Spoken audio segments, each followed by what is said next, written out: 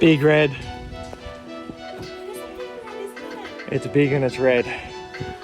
Oh, mate's just gonna come over and show me how to pack it up. Patty, this episode is off to a cracker.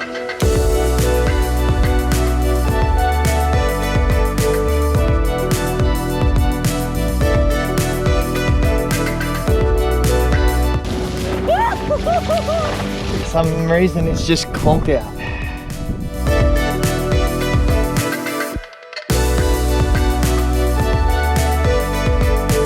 We've done some damage.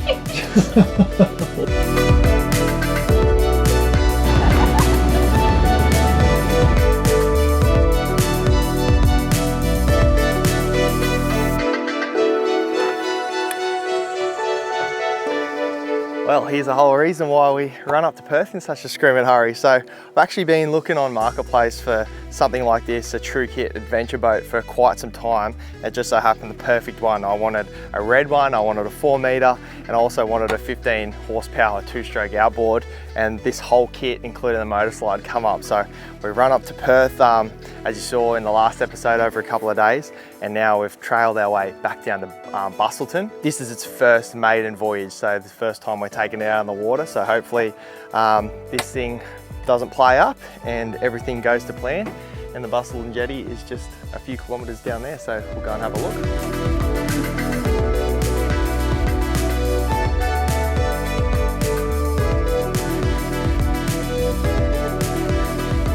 All right, Patsy, thank you for the hand.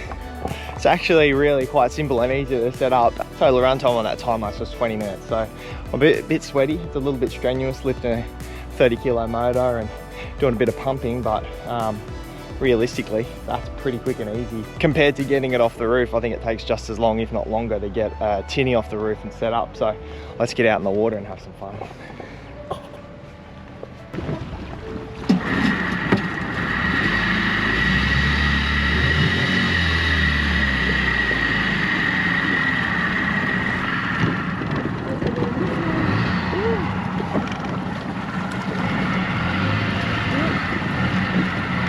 Still got a bit of work to do on the launching aspect.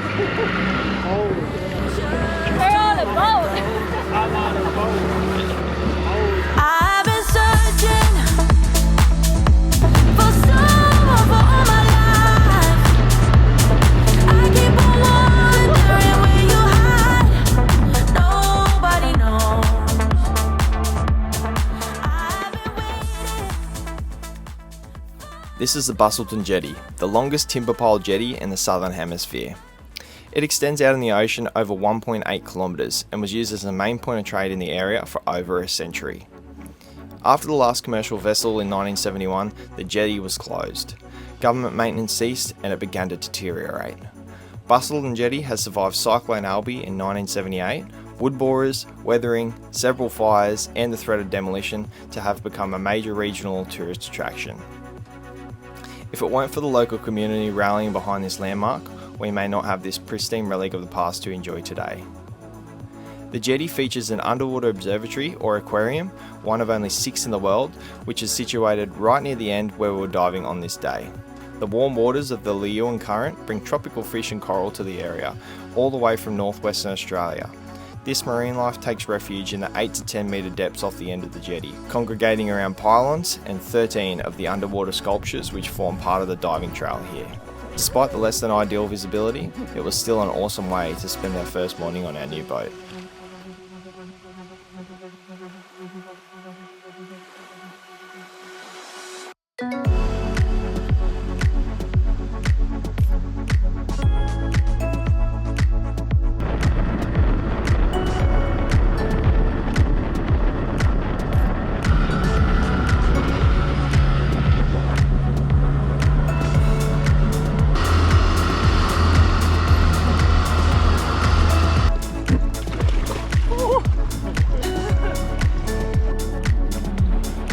Thank you. Is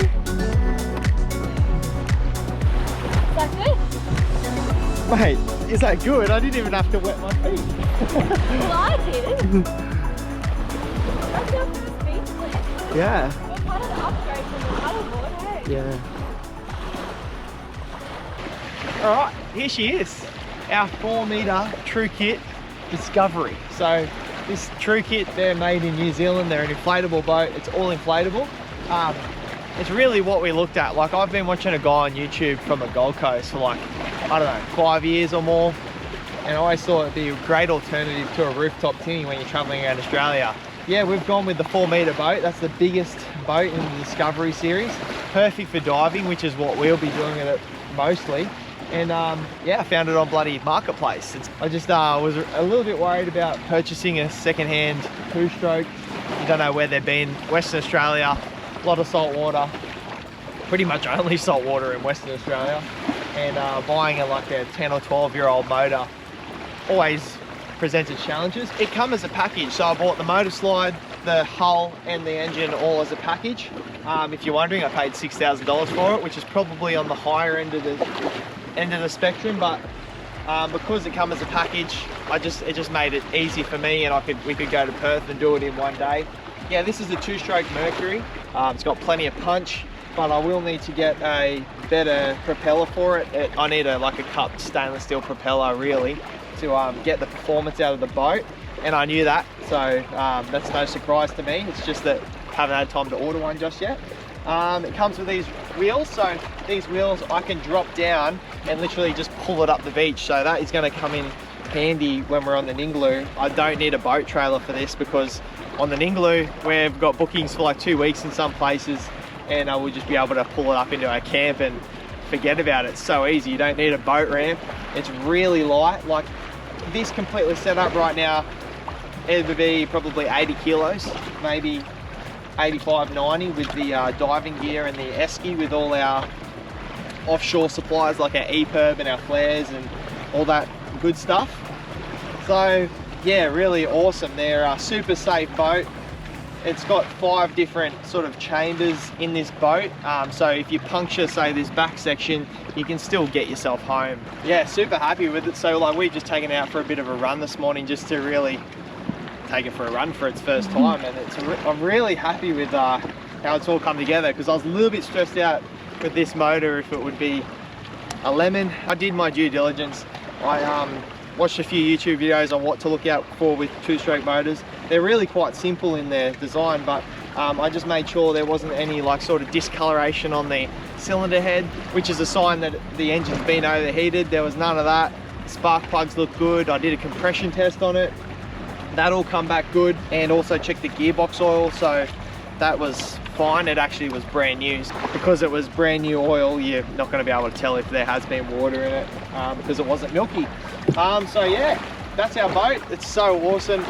Yeah, loving it. I also wanted the red colour, so I can't believe like the only one for sale in Western Australia was red. I just love the red colour, and we've affectionately named it Big Red because it's big and it's red. Pretty good safety thing, right? Like, if you're out in the ocean, someone's looking for you. Like, we've got all our means of safety equipment. Like, No, I just reckon it has good energy. Has sex appeal, doesn't it? Bradley, get off! So we could pull this up on the beach here if we wanted to, camp out of it. Like, it's so big, like it's a 4-metre boat.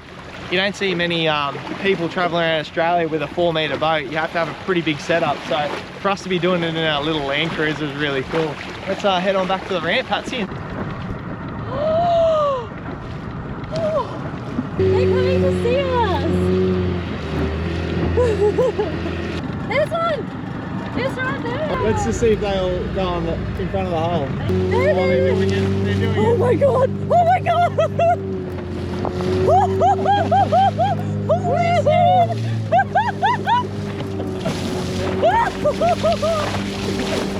It's so big!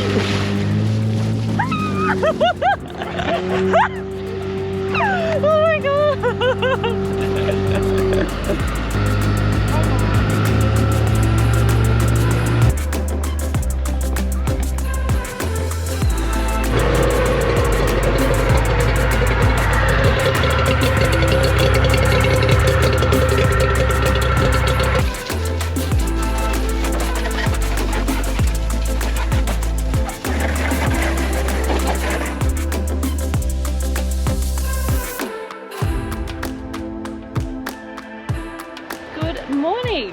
Well, after our crazy weekend of boating, which still sounds so wild to say, like we are boat people now. But anyway, we've had a few days rest at where we're staying, which we'll show you a bit later this afternoon. But today we have come out to Yallingup and we're going to have a look around this area. Now, I don't really know what to expect here. Already we're seeing like beautiful beaches. It's a stonking day. There's a bunch of like little points of interest along the Yeah, coast here. I was going to say, like, drive around, keep an eye on wiki camps and just see where we end up.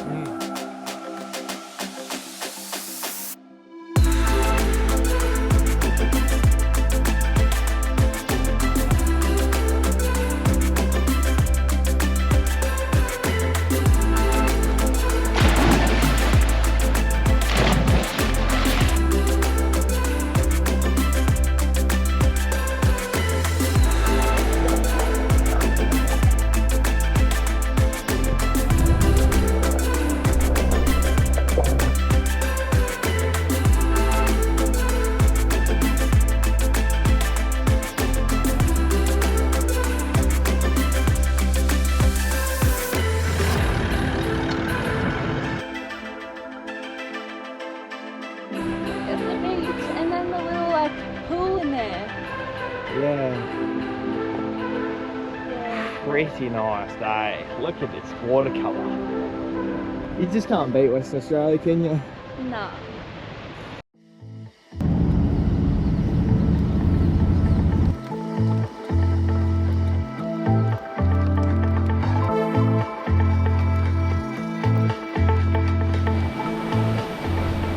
It's definitely a bit of Instagram versus reality here at the Engine Up Spa. Full of decaying seaweed and no water. But on the other side of the rocky headland, there's this beautiful swimming spot. Look at this. Oh, under.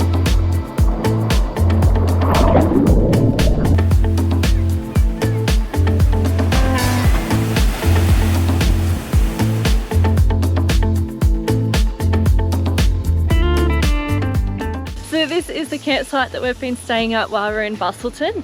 Well, it's in Vasse. It's called the Vasse Lawn Farm. It's about 20 minutes from the town of Busselton. We actually stayed here last year when we came down for a weekend during our work stint in Bunbury, and it's such a beautiful area. But when we came last year, it was freezing cold because it was in May. So it's been really nice to come back again in the warmer weather and actually enjoy the area in its prime.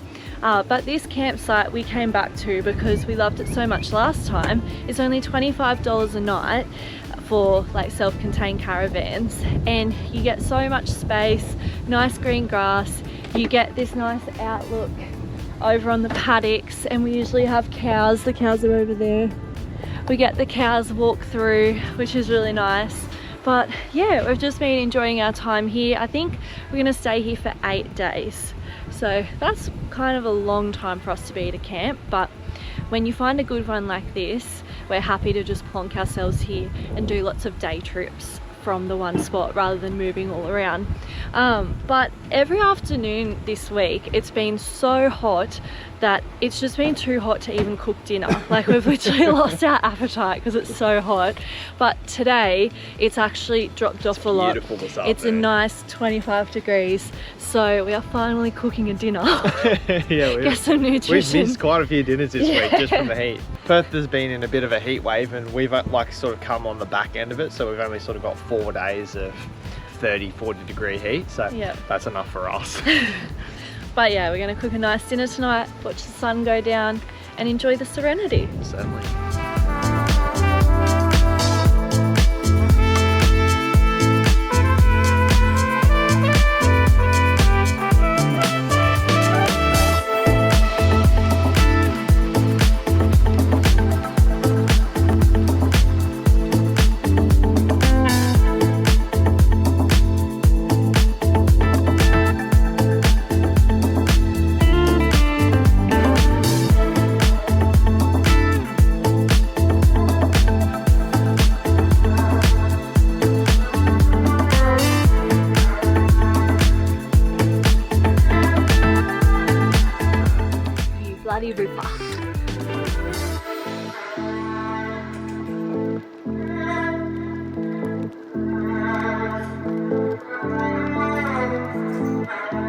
Well, today is the day. We are moving on from the Vasse Lawn Farm. Definitely the best camp in Busselton, not only for cost, but also for peacefulness and serenity. Like, you don't have a lot of people around you here compared to in Busselton. So if you're in the area and you're looking for a place to stay, contact Wendy and Wayne here. But yeah, as you can see, I've got my good shirt on. Patsy's told me to get dressed up because we're going somewhere nice today. And it's no surprise because we are heading deeper into the Margaret River area, which means wine, food. Patsy, we all ready to go, mate? Yes. You asked me to put a good shirt on today. Why is that? Because it's wine time. Wine time, baby. So yeah, we'll get on with it and we'll see you guys down the road.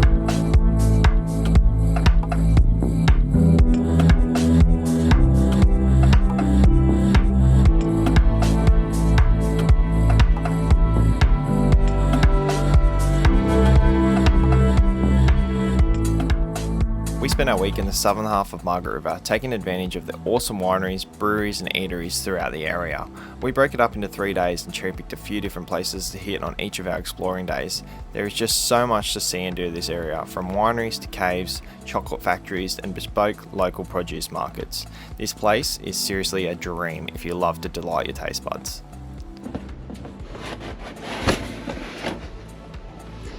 Patsy, what have you done, mate? We've done some damage. Jesus. Holy moly.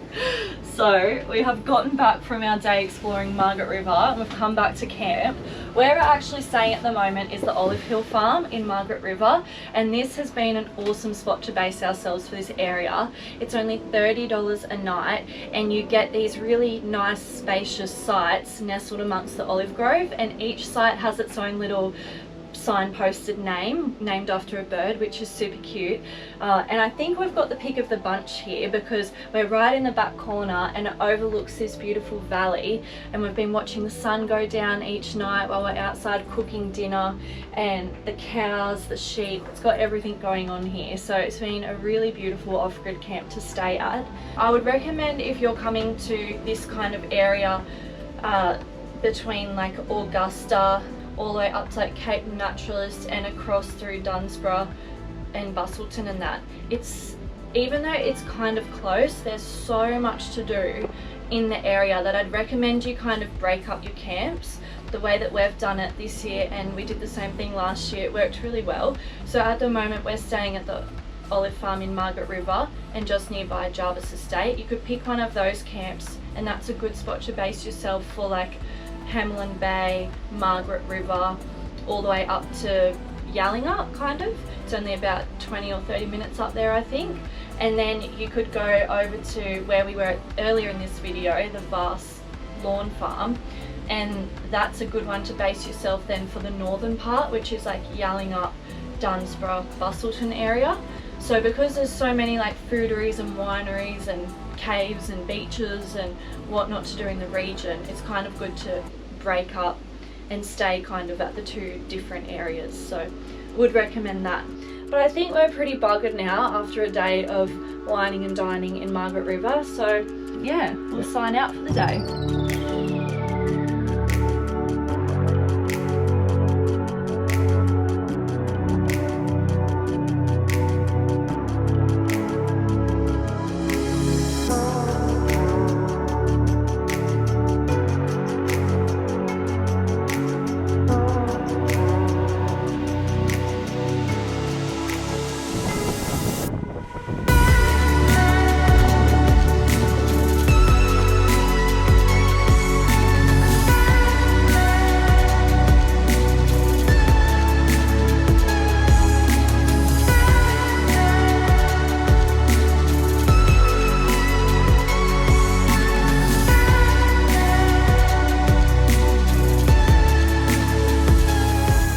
Alright, we are out and about and exploring and ticking off our Margaret River bucket list for this year. Now we did do quite a fair few things in the Margaret River last year. We climbed the Pemberton tree and the Gloucester tree. That was awesome. We visited a bunch of other wineries and breweries. We also did like an adventurous climb down a cave. Now this peninsula here has a lot of caves. It's a massive limestone sheet, and that means there's a lot of caves up and down the coast. Now The one that we went in was very dark, very adventurous. We had to wear helmets and all that stuff, but there also is really gorgeous caves here too. So that's what on our agenda today is: a gorgeous cave, a gorgeous beach, which we just ticked off. We walked along Contos Beach. That's Contos Beach there behind me. Pretty epic cliff face, pretty cool water.